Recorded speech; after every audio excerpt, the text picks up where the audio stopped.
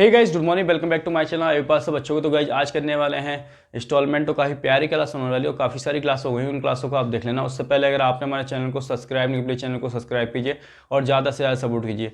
फटाफट से करेंगे प्यारे प्यारे क्वेश्चन। हर एग्जाम को आपको तैयारी कराऊंगा, बिल्कुल ईजी में। तो क्वेश्चन फर्स्ट काफ़ी इंपॉर्टेंट है। क्या बताया क्वेश्चन फर्स्ट में? द एनुअल पेमेंट ऑफ ₹3300 दे रखी है, ठीक है, 5 साल। देखो 5 सालों की बात कर रहा है और जो किस्त है वो 3300 की है और साफ साफ कहा गया है कि रेट दे रखी है 20%। कितनी दे रखी है? 20%, ठीक है। अब एक बार बताओ, मैं मान लेता हूँ कि जो किस्त है वो 100 की है, ठीक है। हर साल 100 किस्त का जाता है, तो उसका 20% निकालोगे, 120 जाएगी, फिर 140, फिर 160, फिर 180, ठीक है। इन सबको ऐड करोगे तो 60 और 40 100 और 80 और 20 100, तो ये सबको ऐड करके आ रहा है 700, ठीक है। लेकिन क्वेश्चन में साफ साफ दे रखा है जो किस्त है वो 3300 की है। इसका किस्त कितना टाइम? इसका 3 टाइम, ठीक है।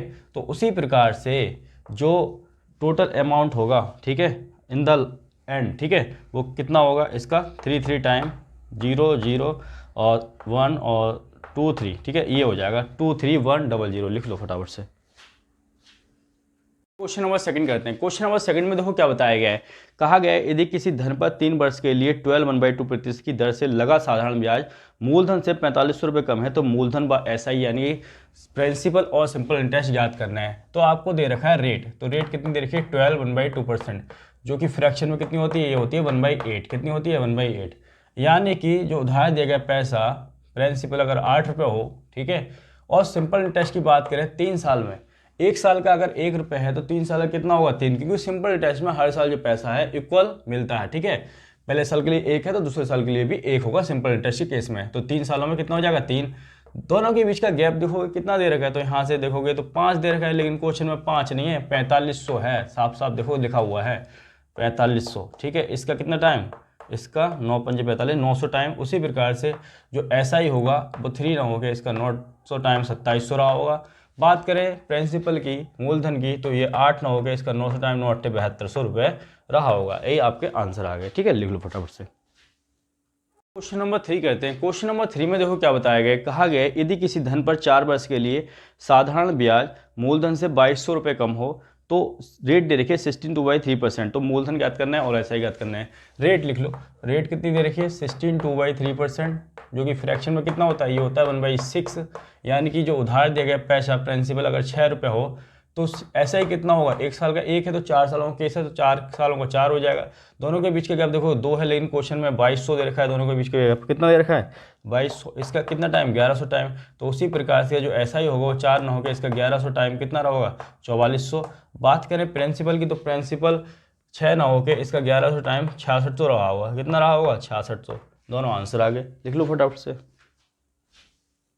क्वेश्चन नंबर करते हैं 4। क्वेश्चन नंबर 4 में देखो क्या बताया गया है।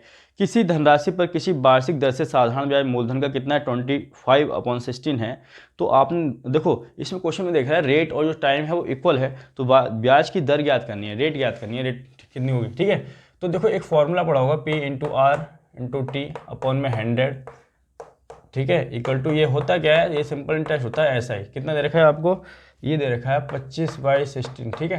यानी कि साफ साफ क्वेश्चन में दे रखा है कि अगर उधार दिया गया पैसा यानी कि प्रिंसिपल 16 रुपये हो तो प्रिंसिपल सिंपल इंटरेस्ट कितना है? 25। तो प्रिंसिपल लिख लो 16 और रेट और टाइम बराबर हैं तो टाइम को बना लो रेट, ठीक है, अपॉन में 100 और ऐसा ही दे रखा है 25। कितना है? 25। बस सॉल्व कर लो। तो यहाँ सॉल्व करोगे तो R² हो जाएगा और उसकी मल्टीप्लाई इसमें होगी तो 2500 हो जाएगा। और इस 16 को मैं नीचे लिख दे रहा हूँ थोड़ी देर के लिए, ठीक है। तो R बराबर कितना आ जाएगा? 2500/16, ठीक है, रूट लग जाएगा। तो यहाँ से R की वैल्यू आ जाएगी 50/4। 4 से काटोगे तो ये आ जाएगा 12/1/2%, ठीक है, 12/2 आ जाएगा। परसेंट के लिए क्या करोगे? रेट परसेंट के लिए इधर भी 12/2%, ये आ जाएगा। आगे आंसर लिख लो फटाफट से। क्वेश्चन नंबर 5 कर लेते हैं। क्वेश्चन नंबर 5 में देखो क्या बताया गया है। किसी धन पर साधारण ब्याज मूलधन का 16/25 है। यदि ब्याज की दर और समय समान हो तो ब्याज की दर कितनी होगी, पूछा गया है। इस बार दे रखा है 16/25, ठीक है।